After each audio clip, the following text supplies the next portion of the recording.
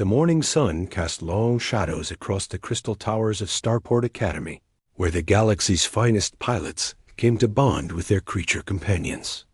Finn Torres stepped off the transport shuttle, clutching a worn toolkit in one hand and dragging a heavy metal crate behind him. His clothes were simple work gear, patched and practical, marking him instantly as different from the other new cadets who wore expensive flight suits and carried gleaming equipment.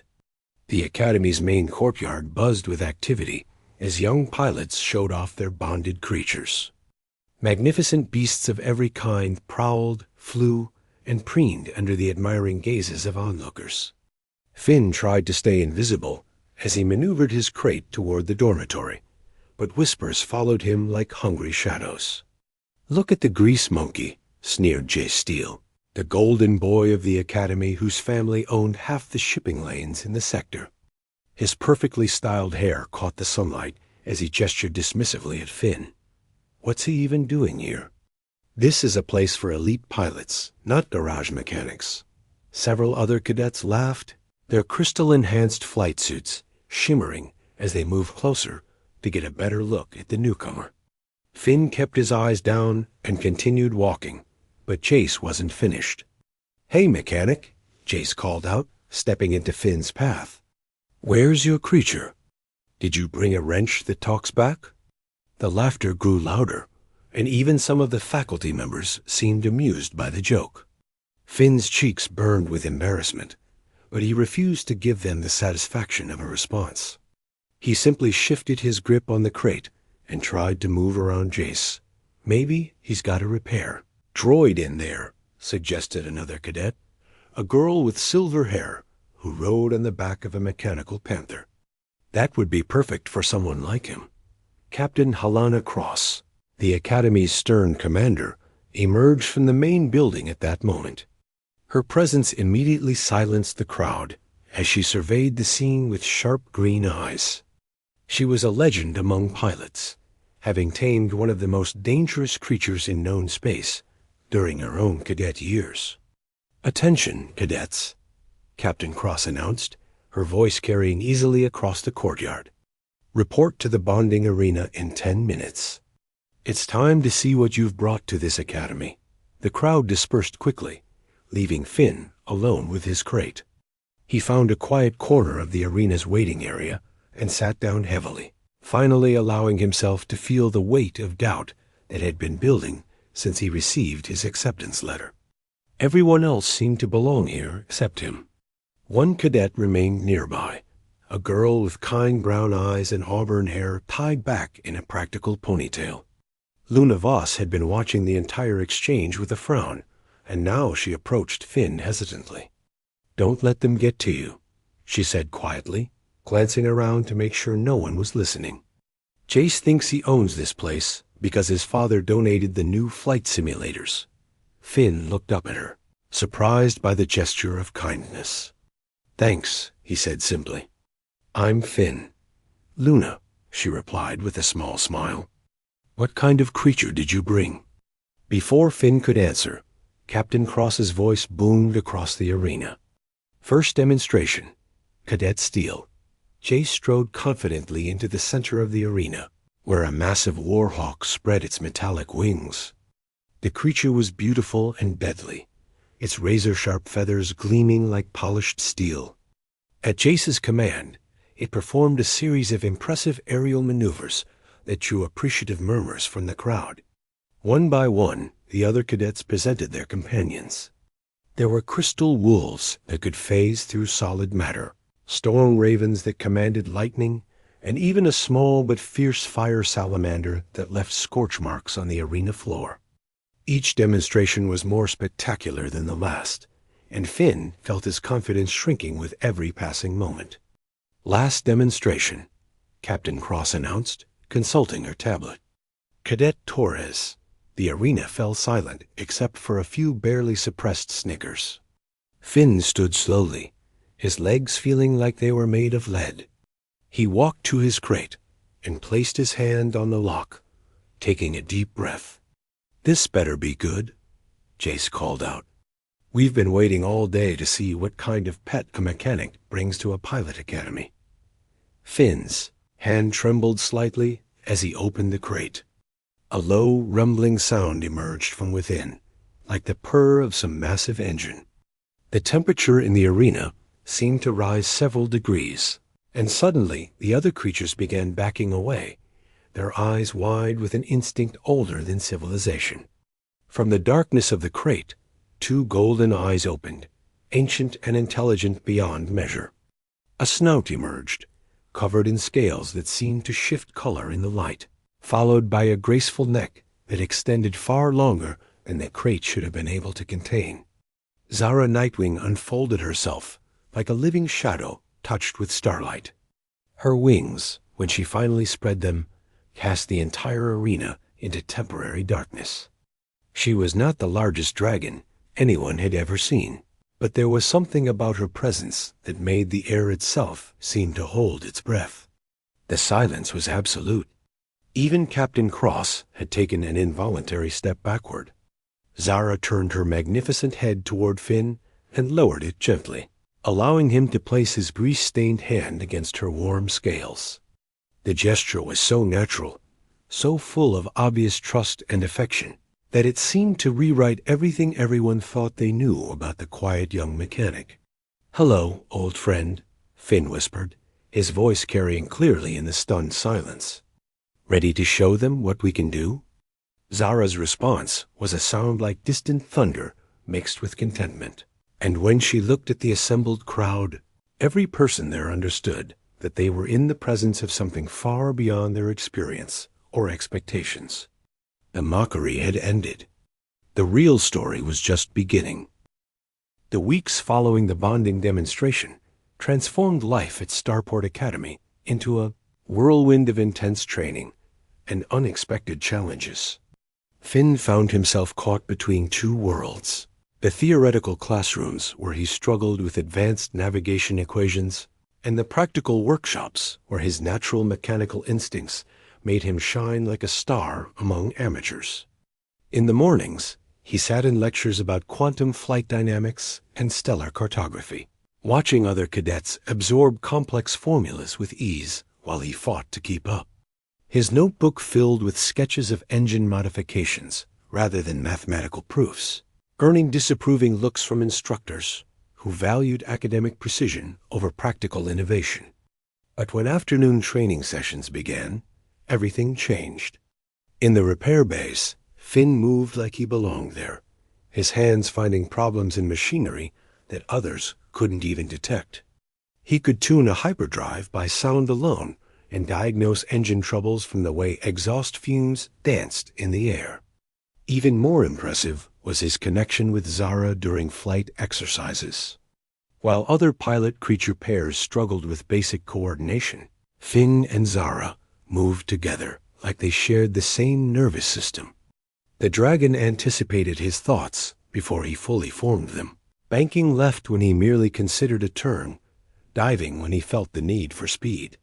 Their synchronized flights drew crowds of amazed observers who had never seen such perfect harmony between human and beast. Jace Steele watched these displays with growing resentment. His war hawk was powerful and obedient, but their partnership lacked the effortless grace that made Finn and Zara seem like poetry in motion. The golden boy who had always been the Academy's star pupil found himself overshadowed by a grease-stained mechanic from the outer colonies. "It's not natural," Jace complained to his followers during lunch one day. "Dragons are supposed to be extinct. Where did he even find that thing? There's something suspicious about the whole situation." His words carried across the dining hall, but Finn had learned to ignore the whispers and speculation. He sat alone at a corner table, reviewing technical manuals while Zara dozed in the sunshine outside the window. The dragon's presence was always comforting, a warm constant in his mind that made the loneliness bearable. Luna Voss had been watching Finn for weeks, admiring how he handled the constant pressure with quiet dignity. Her own training partner was a silver-winged phoenix named Emmer, beautiful and graceful, but sometimes unpredictable. She envied the trust she saw between Finn and Zara, the way they communicated without words or gestures. One evening, as Finn worked late in the repair bay calibrating Zara's flight harness, Luna found the courage to approach him. She carried 2 cups of coffee and wore a nervous smile that made her brown eyes sparkle in the workshop lighting. "Mind if I join you?" she asked, offering him one of the cups. "You looked like you could use some company." Finn glanced up from his work, surprised but pleased by her presence. "Thanks," he said, accepting the coffee gratefully. "Working alone has its advantages, but it gets quiet sometimes." They talked while he adjusted buckles and checked stress points on the harness. Luna asked thoughtful questions about his modifications and listened with genuine interest as he explained how he had customized the equipment to work with Zara's unique physiology. She found herself drawn to his passion for his craft and the gentle way he spoke about his dragon companion. "How long have you known her?" Luna asked, watching through the window as Zara stretched her wings in the moonlight. "Since I was 12, Finn replied, his voice soft with memory. "I found her injured in a crashed ship on my home planet. Everyone said dragons were myths, fairy tales from old books. But there she was, hurt and alone, trusting me to help her heal." Their conversation was interrupted by alarms blaring throughout the academy. Emergency lights bathed the corridors in red as Captain Cross's voice echoed from speakers. "All cadets to emergency stations. This is not a drill. Training Mission Omega has encountered hostile contact." Training mission. Omega was supposed to be a routine patrol flight to the asteroid fields near the Academy. Jace had insisted on leading the formation, convinced that his experience and his Warhawk's combat capabilities made him the obvious choice. But his overconfidence had led the group directly into an ambush by space pirates who had been using the asteroids as cover. 3 cadet ships were damaged and drifting, their creature companions injured or unconscious. Jace's own vessel had taken critical hits to its navigation systems, leaving him stranded and vulnerable as pirate fighters closed in for the kill. Finn and Luna raced to their ships, launching into space within minutes of the alarm. Zara's powerful wings carried them through the void, faster than conventional engines, while Luna's Phoenix provided thermal imaging that cut through the asteroid field's interference. "There," Luna called over the communication channel, pointing toward a cluster of rocks where weapon fire flickered like deadly fireworks. 3 ships down, pirates moving in. Finn felt Zara's battle instincts surge through their bond. The ancient dragon had survived wars that most people had forgotten, and her tactical knowledge was vast beyond measure. Together, they dove into the chaos with precision that left the pirates confused and scrambling. Zara's breath weapon wasn't the traditional fire that people expected from dragons. Instead, she exhaled superheated plasma that could slice through ship hulls like tissue paper or disable electronic systems with electromagnetic pulses. She used these abilities strategically, crippling pirate engines without killing their crews and creating safe corridors for the rescue operation. Finn coordinated the evacuation, while Luna provided cover with Ember's solar flares that temporarily blinded enemy sensors. They worked together seamlessly, their different skills complementing each other perfectly as they pulled the wounded cadets to safety. Even Jace, pride damaged worse than his ship, had to admit that Finn's leadership had saved all their lives. As rescue tugs pulled them back to the Academy, he sat in sullen silence while other cadets praised the mechanic's quick thinking and courage. Back at the Academy medical bay, Luna tended to minor burns on Finn's hands, while Zara received treatment for overexertion. The adrenaline of the rescue was fading, replaced by a warm glow of accomplishment and something deeper. "You were incredible out there," Luna said softly, applying healing gel to a particularly angry burn. "The way you and Zara work together, it's like watching magic." Finn looked into her eyes and saw admiration there, but also something more personal and precious. Without thinking, he reached up to brush a strand of auburn hair from her face.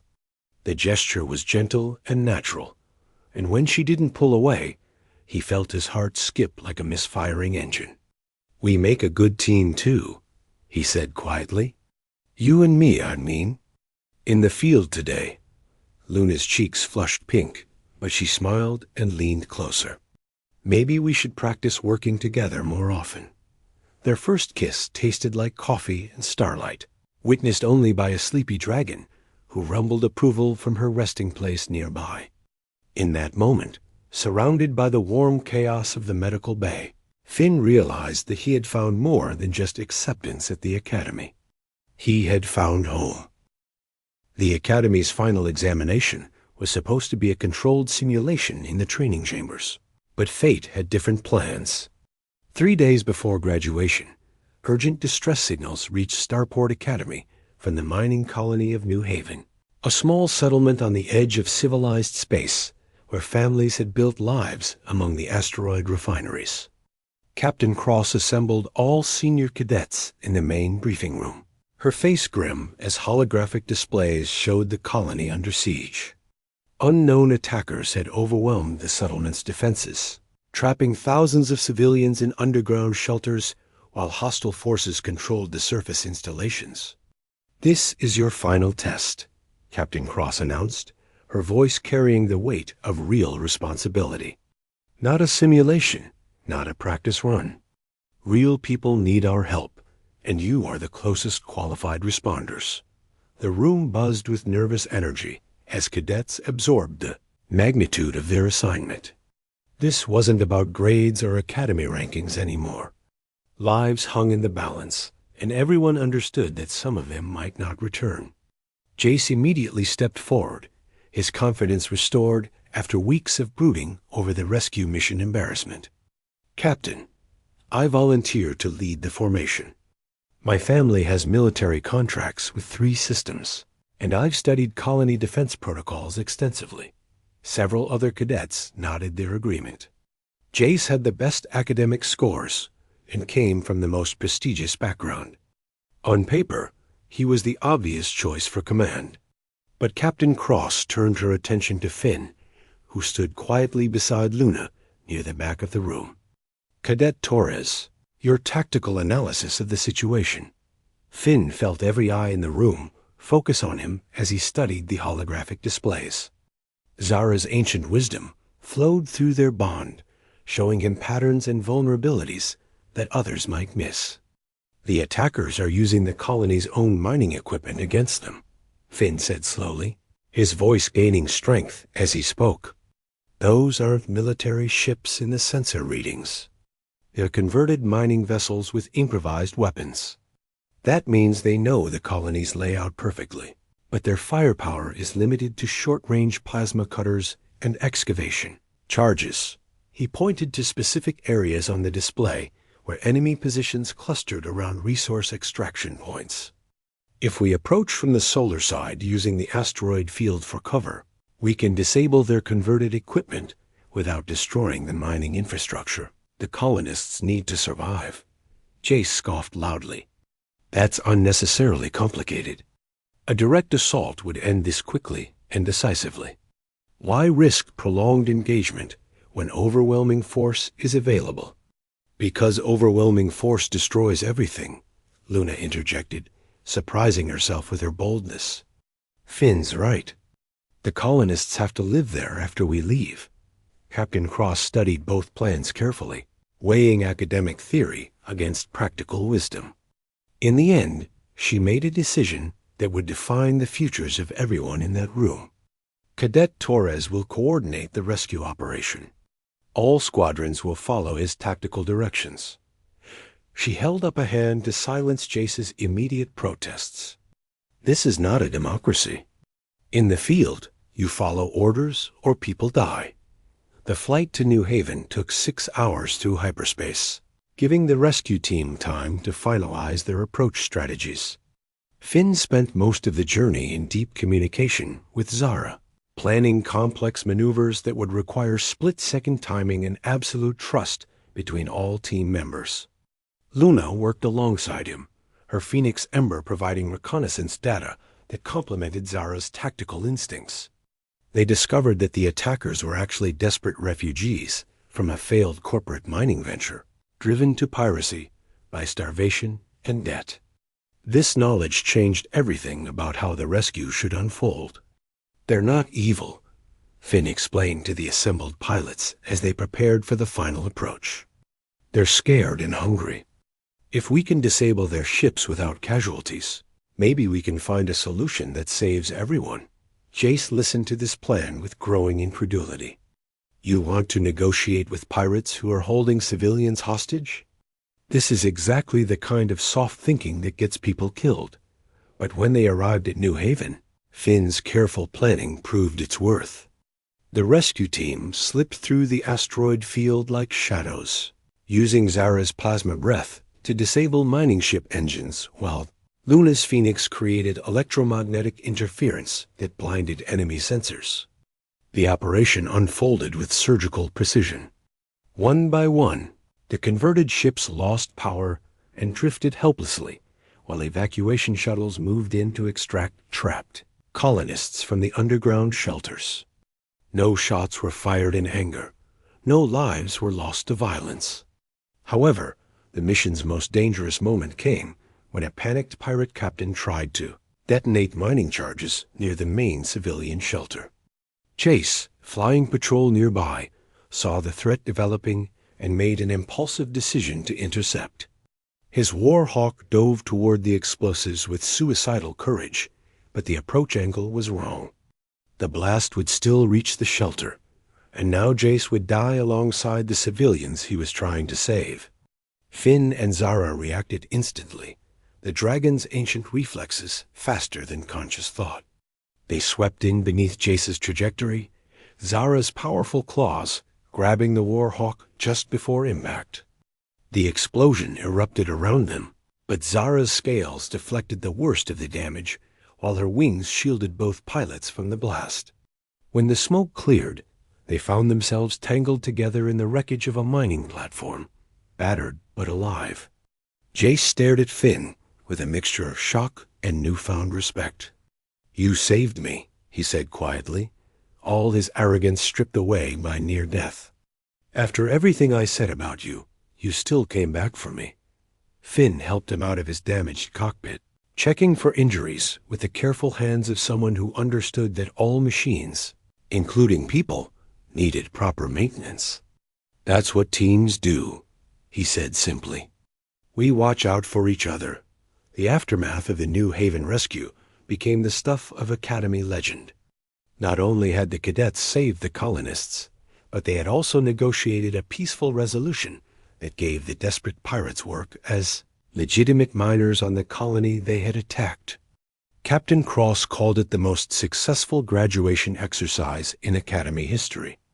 At the graduation ceremony, Finn stood before the assembled faculty and families, wearing the insignia of a qualified pilot instructor. The shy mechanic from the outer colonies had become a leader, someone others would follow not because of wealth or connections, but because of wisdom and compassion. Luna stood beside him in her own instructor's uniform, their hands intertwined as Captain Cross delivered the commencement address. Behind them, Zara and Ember rested together in the afternoon sunshine, two magnificent creatures who had found their place in a universe that no longer saw them as monsters or myths. "You've learned that true strength comes not from the power to destroy, but from the wisdom to build," Captain Cross told the assembled graduates. "Some of you will command fleets, others will explore unknown worlds. But all of you will carry the lesson that the greatest victories are won not through conquest, but through understanding." As the ceremony ended and families celebrated with their newly graduated pilots, Finn and Luna walked together toward the quarters they would share as Academy instructors. Their future stretched ahead of them, full of students to teach and adventures to share. Zara padded alongside them, her ancient eyes bright with contentment. She had waited centuries to find a human worthy of her trust, and now she had found not just one companion, but a whole community that valued wisdom over aggression, cooperation over domination. The academy halls that had once echoed with mockery now rang with laughter and learning. And in the workshops, where Finn continued to perfect his mechanical artistry, young cadets gathered to learn that the most important repairs were often the ones that mended hearts rather than machines. The grease-stained mechanic who had once been ridiculed for having no allies had become the teacher everyone wanted to learn from. He had proven that true strength came not from having the biggest weapon or the loudest voice, but from having the courage to see beyond surface appearances to the potential that lay hidden in every person and every situation. Together with Luna and Zara, he had built something beautiful from the ashes of old prejudices. And in a universe that often forgot the value of gentleness, they had created a place where dragons could sleep peacefully and love could flourish under the light of distant stars.